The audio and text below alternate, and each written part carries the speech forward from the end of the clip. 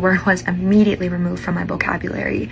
And I think right now there are tons of things floating around, different screenshots with different timestamps, and fueling this narrative that I sort of doubled down once people tried to correct me and was like, oh, like, I don't know, I'm still gonna use it. But that was not the case. Like, the truth is that in that moment, the lesson was learned, the word was removed, and it was a true learning moment for me. And I think since that moment, I've done so much growing as an individual, and I've tried my best to educate others who might be accidentally holding space for these types of words that could be offensive in their vocabulary.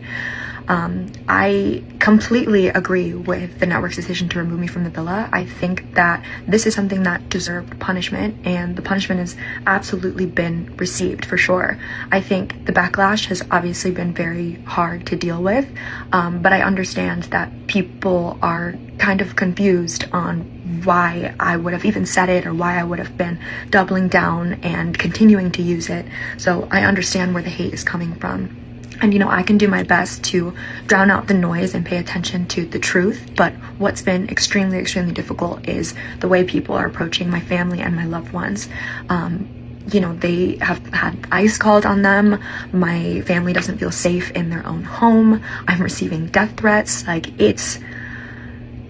there's no need to fight hate with hate. I don't think that that's justice. And if you want to know that you're heard and that I'm sorry and that I will move differently, I promise you that's what will happen. I know that no apology could ever be enough for the harm that I've caused and the offense that's taken place. I know that moving forward, my actions and how I decide to live my life from here on out is gonna speak louder than any apology ever could.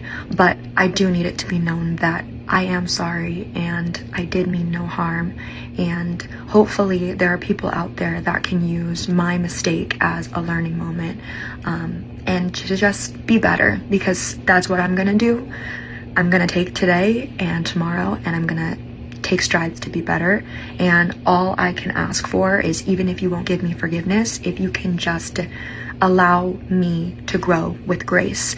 And hopefully, instead of sitting here and trying to convince you that I am this amazing person who spreads light in the world and celebrates cultures and dynamics and backgrounds, then one day you can see that from me. I'm deeply sorry again, and I thank anyone who's listening.